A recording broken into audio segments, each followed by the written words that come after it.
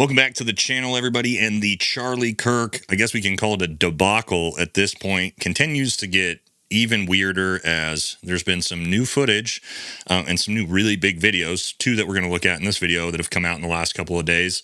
Yeah, the first being from Range Day Bro, very good video showing Charlie Kirk was shot from behind, and this was an exit wound. That video, you've probably seen it. It's got like 5 million views, incredibly viral. And then this morning, a video comes out. First time we've seen footage from behind Charlie Kirk from Jesse with Fire's YouTube channel, maybe debunking some of the shot from behind, but also maybe not. Okay, so I've gone through both these videos. I found some things that are very, very compelling. And then I found some things that are showing maybe this isn't as conclusive proof as we thought about both of them. All right, so that's what we're gonna do in this video. Don't forget to like, comment, subscribe. Helps the channel. Let's jump into it. First video we're gonna go through is the Range Day Bro video showing Charlie Kirk potentially being shot from behind. There's some very, very important things that we're gonna take a look at with that video before we look at the brand new footage that just came out today. All right, so the overall theory here is that Charlie Kirk was actually shot from behind, upright. That round hits him at the base of the skull potentially, and this is actually an exit wound that we saw. This is a very good video. Looks very, very compelling, but there are some problems that we've now identified with the new footage. So let's check this out. Which unfortunately we will blur out Charlie's face, but we will show what is necessary to prove that this was an entry and exit wound. So you'll see him circle the highlighted area right there, and you'll see the exit wound corresponding after, a split second after, as it would from an entry and exit wound. So in this footage, you can clearly see that Charlie is shot from his back right, and there's blood splatter. Okay, so this was very, very compelling at first when we talk about this. When you see this, that round, if it hits Charlie in the back of the neck, right, you see maybe some blood splatter out, and then after that blood splatter comes off, you see that potential exit wound coming out. A lot of people have said that's blood. A lot of people have said that's an earpiece. It's gone back and forth. The new footage that we're going to look at second proves what that actually was, and we're going to get to that, all right? But still, very interesting. A lot of it kind of makes sense as we get into it, that potentially Charlie was shot from behind. And it exited through the front of his throat. All of the evidence points to Charlie being shot from his back right. Now, including this little blood splatter that we can see here against the white backdrop, the extreme hemorrhaging from the front of his neck, which again corresponds with an exit wound, the extreme loss of blood. No matter what the caliber is, that distance, that amount of meat is not enough for most bullets to expand. I mean, 99.9% of bullets will not expand in that short distance. Okay. This is the second part I want you guys to notice. What he just said there when he was talking about bullets, that most bullets, let's say if you had a 30-06, 5.56 round, that potentially human neck is not thick enough for that round to, because when a ballistic round goes in, a full metal jacket round is designed to mushroom out to like create more damage and then blow a huge exit hole out. So what he's saying there is, even though this is a small hole, because Charlie Kirk's neck is not that thick, it didn't give time for the round to potentially actually expand, and that's why it's a pretty small hole in the front for an exit wound. Absolutely could be the case, could be true. Okay, so, but could have had a bigger exit wound. We can't really say one way or another conclusively, but what he's saying there is definitely ballistically possible. What I want you to look at now, the second thing, and this is going to be important because it's it's funny how these two videos, parts of these two videos disprove each video. This part, now if we look at the front of Charlie Kirk's shirt, pulling all the way up to his face like this is going to be very important when we talk about the next video. Okay, so just things I want you guys to keep an eye on. All right, so again, I'm sure you've seen his video, right? A lot of evidence, and to be honest, I'll tell you, from the acoustics people have done, we've had professional audio engineers do acoustics of the area. Most of what the evidence shows should lend towards the idea that potentially this round came from a suppressed round. We'll talk about the sound of the acoustics of the round here in a minute, from potentially behind Charlie, okay? There's a lot of evidence that is pushing that way. But there's some problems with this video here about who this shooter was, all right? So take a look at this. This guy's talking about this bush up here in the top left of this photo, and he zooms in on it, and he's stating that it does look suspicious. It does look suspicious. It looks like there is a person right here, and it looks like there is a rifle right here that the person is holding. A hand here, support hand, sort of very blurry image, but you can clearly make out that this is not just a bush. Okay, so This is a big problem. So when you looked at this, it's again, like it's so low fidelity, it's hard to say. We're kind of assuming things here. So I figured, why don't I find the overhead imagery of that platform and see what's actually up there beyond just this guy in the bush, which we found, and it's going to complicate some things. All right, guys, so here's this platform. Here's this supposed guy up behind here. It kind of looks like that, right? But when we see some overhead imagery of this, now we might be able to actually see what this is, okay? And as you can see, this is obviously overhead imagery. Nobody's there, right? This potential shooter's not just still standing up here behind this bush. But if we look at this, it looks to be like some sort of bench with a bush on top of it would lend towards what looks like, you know, sort of you see something behind that bush. Well, that's probably that bench and that bush or whatever it is. Again, not saying that this wasn't potentially a shooter hiding behind this, but if we zoom in, we can very clearly see what looks to be some sort of bench and maybe, you know, a bush. Almost looks like a guy sitting there with a rifle. So again, I'm assuming this is, and that first image is such low fidelity that this is actually what you're seeing up there, not a person hiding behind a bush. But again, who knows? Again, not saying that he wasn't shot from behind or the upright, but I think the idea that that guy was behind a bush, it's kind of a long shot now, seeing that overhead imagery. And we're going to run into some complications. Was that blood blowing out the back, or was that an earpiece? And this new video shows us a lot of new information. All right, guys, the world is crazy right now. It's very easy to get super stressed out. The best way you can combat that, keep that mental health up, is working out. And if you're going to work out, you might as well use the right supplements. That brings us to today's sponsor, Tasty Gains Creatine Gummies. Guys, I love this. They're one of the best sponsors we got.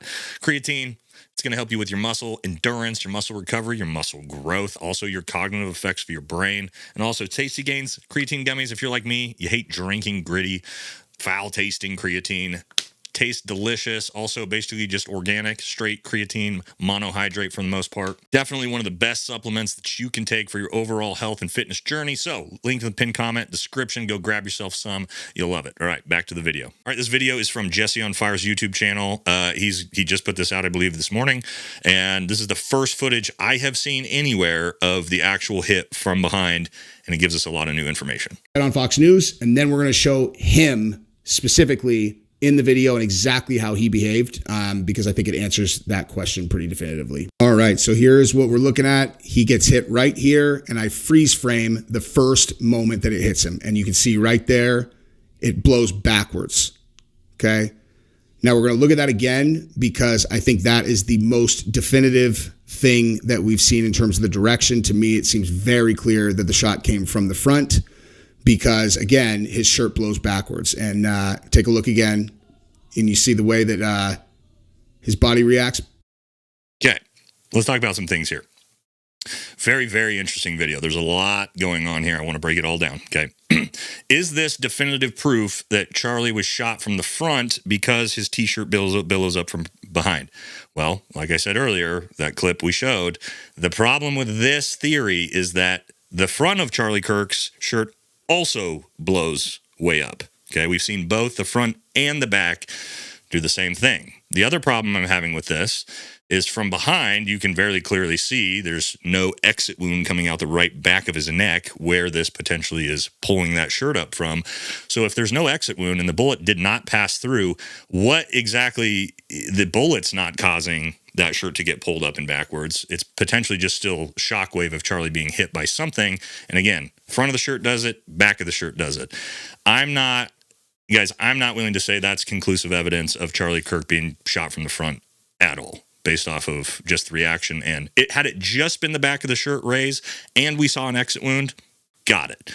The fact that the front of the shirt also raises and there's no exit wound, I don't know. I don't think that's proof of much, personally. Could Charlie Kirk have been hit in the base of the skull from the back right, which the impact of that causes both the front and the back of the shirt to raise? Maybe. I'm not sure. But could it also be a front shot?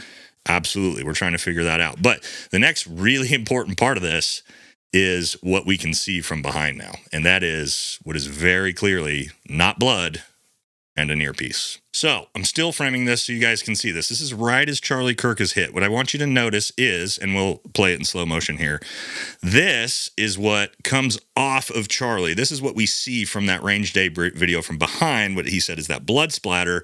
Problems with that is the color of Charlie's hair. Okay, so this is not a great high fidelity camera, so this wouldn't be picking up blood. Charlie's blood is not white. What is very, seems to me to be clear that Charlie has, and I have one right here with me, is a clear earpiece. So you can't actually probably see it next to his skin that well. But when he gets hit, you can very clearly see that would not be red blood. You would not be able to make that red blood out next to his dark hair. That is obviously a white or clear piece of some type of equipment, whether microphone, earphone, not blood. All right, now let's actually watch it in slow motion. Earpiece, you can see it against his head and it flies off. Yep, you can actually see it coming down the back of his shirt there. Do you see that? Yep, there it goes. So he's basically running an earpiece up the back of his shirt, which is the way I do it when I stream, right to his ear. Apparently, that's what it looks like to me. Slow back down. Here it is again. Earpiece. Yep. Can see it right. Yep, can see it coming all the way out of his shirt. All right, due to the color, due to the way you can actually see it, you can completely see it's some type of wired piece of equipment, not blood. That raises some massive complications for the range day video, because if there's no actual blood splatter coming out of the back, and that doesn't disprove the theory, because if this was some type of high-powered rifle round entrance wound just below the base of, Charlie's skull, you wouldn't be able to see it either. Entrance wounds actually aren't that big, especially right when they first enter, right? The round hasn't mushroomed at all. And so could that be at the base beneath Charlie's hair and we can't even see it, and this still be an exit wound? Absolutely 100%. And it would even be unlikely blood would splatter out the back of his neck muscle here anyway, guys. Like, there's not a lot of blood, pooled up back here or anything like that for an entrance wound to cause that. So it actually makes far more sense that was some type of piece of equipment to begin with. But again, that just sort of disproves the idea that we have this blood splatter that proves Charlie was shot from behind. Now we're back to theories, okay? Something else that's really interesting from this angle and what you can see, and I've kind of seen this in all the different angles of stuff, is now we're going to talk about the acoustics, the sound a 30-06 makes, and the reaction of the crowd. So I want to show you guys this. All right, keep your eyes on the crowd. Okay, notice what they continue to look at and what they don't do. See, they're all looking at Charlie's been hit. The gunshot has gone off already. Look at everybody's faces. Everybody's still watching Charlie. Not a single person has looked behind them. Not one person looks behind them when that gunshot goes off. This is important. See, this guy in front doesn't even look at anything. It's like he hasn't even heard anything. Also, as you see here, with this guy that's running security for Charlie, I want you to look at his ear. What do we see coming up the back of his neck here? You see that clear earpiece that becomes invisible, and you can't see this earpiece at all in his ear? You wouldn't be able to see it from Charlie too. So that's the equipment that Charlie's team's wearing, okay? Just more further evidence of that. But to talk about why no, and I've looked at a bunch of different angles, we're talking about a 30-06 round, guys. I've got one sitting right here. And I can tell you, I mean, look how big the cartridge is on this compared to a 5.56 round, right? It's massive. And with that added gunpowder makes it extremely loud. And I want you guys to realize this. If the shooter is 100 yards or 150 yards away, which is not very far away, in this amphitheater, and a 30-06 unsuppressed, which according to the FBI pictures, it's an unsuppressed 30-06, were to have gone off, I can promise you, everyone in that amphitheater would have jumped because it would have sounded like a bomb going off, and they would have all looked, because this is what human beings do when a giant boom goes off in a direction. They'd have all looked. The whole crowd would have looked up to that roof. Basically, no one other than one guy with the long-haired hippie dude that we saw turn around cheering is the only person I've seen turn around and look in that direction. That tells me, and from what the crowd has said, it sounded like a 22 or a suppressed 5.56 or something. Everyone in the crowd I've seen talk about this, that's what they've thought. It's very clearly that was not a 30-06 going off on that roof, just based off of the crowd reaction. All right, so where does that leave us currently? Well, problem now we're kind of back to square one, because there's no real definitive proof now that he did get shot from behind. I think a lot of the evidence still pushes that way, right? But it's very possible that he could have got shot in the front. And if we're talking about no exit wound, okay, well, if he did get shot from the front, it definitely wasn't with this 30-06 round. So now where are we at? Something's not adding up. in this official story, right? Either that's not the weapon, either that's not where he was shot from. Because if he did get shot, let's say he got shot from behind, right? And it traveled through and this is an exit wound. Well, the surgeon said the body was found in the skin. So that the surgeon story and that story don't work. And then if we want to talk about, oh, well, he was shot from the front, okay, and the bullet didn't go through, and we say the surgeon story is true, that's fine. But now the FBI story doesn't work with this 30-06. That's not possible. So we're kind of right back where we started, unfortunately. But I'll tell you, we could solve this. We could solve this case right now. I could solve this case by myself right now if they let me see the autopsy and if they let me see the high-fidelity camera footage from right behind Charlie. Why? Because I would be easy. He would be just immediately be able to tell, well, if he got shot in the back of the head, we'd see the entrance and the exit wound. Well, if he didn't get shot in the back of the head and he got shot in the front, we'd be able to see just the entrance wound. Show me the bullet. I mean, you have the bullet. The surgeon said the bullet's there. I mean, a forensics expert would immediately be able to say this is a 5.56, a 2.23, a pistol round, whatever. And that high fidelity footage would show us a lot about potentially what happened back here. But the two things that we need to just easily, I'm telling you, easily, not solve who did it, but solve how it was done, are the two things we're not getting. And suspicions are now, from what I'm hearing, and I can't confirm this, is that no autopsy was done. Is that he was just immediately embalmed, and he was put on a plane and flown out with J.D. Vance, I think, the very next day. Very weird things going on at Utah Valley. They're paving over the grass where that shot came from now. I don't know. Again, I don't want to get tinfoil in this video. That's not the point. But very, very odd things are happening with this. And it just gets weirder and weirder. Now the FBI is backtracking a little bit and saying, oh, maybe this wasn't the shooter. Maybe this wasn't the weapon. We got to look at multiple shooters potentially being involved. So yeah, guys, I wish. It seems like the more evidence we get, the less we have the story figured out, which is very, very frustrating. But again, both these videos are very good and they're very important, but I just wanted you guys to notice some things about both of them, and especially since one has sort of, or each of them have sort of maybe gone back and forth to disprove a little bit of each other. Because yeah, it's just, like I said, it's an absolute cluster shit show. So that's going to do it for this one until I get more information on this. And we'll continue to try to figure it out, I guess, because it seems like we're no closer to it than when we started. So that's going to do it for this one. Catch you on the next one.